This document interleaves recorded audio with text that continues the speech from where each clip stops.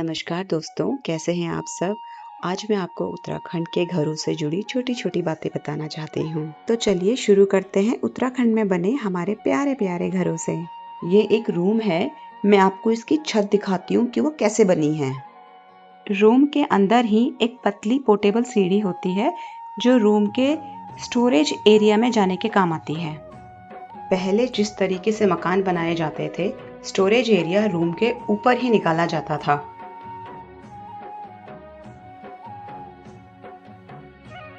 आप देख सकते हैं इसकी जो टॉप रूफ है वो सिर्फ और सिर्फ लकड़ियों से कवर हो रखी है। बाहर की तरफ पत्थर होते हैं, अंदर की तरफ लकड़ियां होती हैं। इन पतले स्टेप वाली सीढ़ियों में उतरने के लिए तो कोई एक्सपर्ट पर्सन ही चाहिए, अपने से तो नहीं होगा। यहाँ के घर डबल स्टोरी टाइप में बने होते हैं जहाँ ऊपर लोग रहते हैं और नीचे गाय भैंसों को बांधा जाता है। जिन लोगों के पास अब गाय भैंसे नहीं हैं, वो नीचे के एरिया को किचन के रूप में यूज करने लगे हैं। ये घर का ग्राउंड फ्लोर है जहाँ पर नॉर्मली किचन्स बनाए जाते हैं। किचन्स इसलिए कह रही हूँ क्योंकि यहाँ पे 2 रूम में किचन्स बने हैं। एक है ट्रेडिशनल तरीके से बना हुआ मिट्टी के चूल्हे वाला और एक रूम में प्रॉपर गैस सिलेंडर रखा हुआ है। दोस्तों, पहले चूल्हे फिक्स होते थे पर अब चूल्हे पोर्टेबल बनाए हैं, यानी कि रात को अंदर रोटी बनती है और सुबह बाहर रोटी बनती है अगर चूल्हे की रोटी खानी है तो। ये देखिए पहले के टाइम के फिक्स्ड मिट्टी के चूल्हे, यहाँ पे पूरा लकड़ियों का स्टॉक भी रखा हुआ है। और ये है दूसरा किचन जहाँ पे गैस और सिलेंडर है। दिन में जितनी चहल पहल होती है उतना ही सन्नाटा और शांत यहाँ की रात होती है।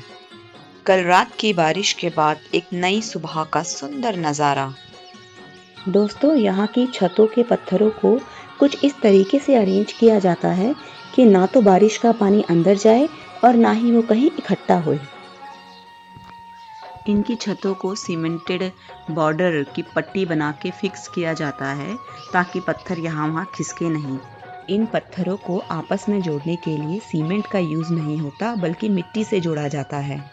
जिस तरह से छत में पत्थर होते हैं उसी तरह से आंगन में भी पत्थर बिछाए जाते हैं। दोस्तों, पहाड़ों के जो पुराने घर हैं वो पत्थर और मिट्टी से ही बनते थे। हाँ, आजकल लोग ईंट और सीमेंट का यूज़ करते हैं। चलिए आपको पास से इन पत्थरों को दिखाती हूँ।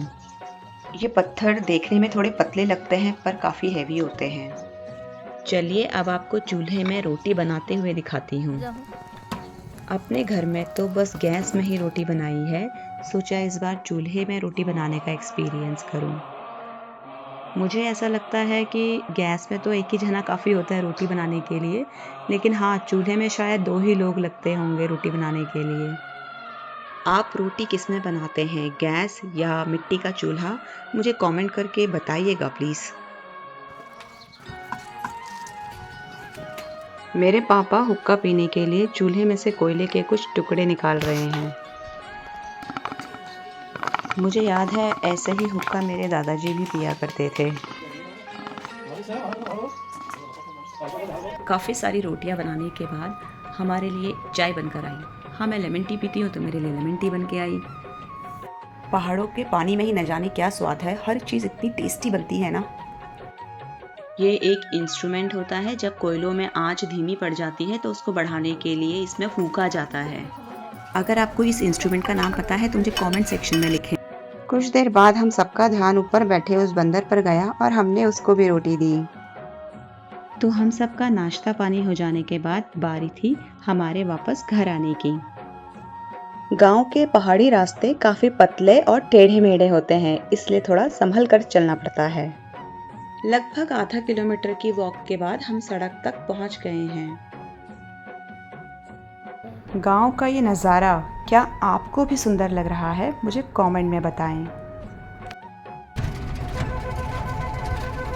अभी हम गांव के लोकल ट्रांसपोर्ट से बस स्टैंड की तरफ जा रहे हैं। फाइनली हमें बस भी मिल गई और अब इन पहाड़ों को अलविदा कहने का टाइम आ गया है।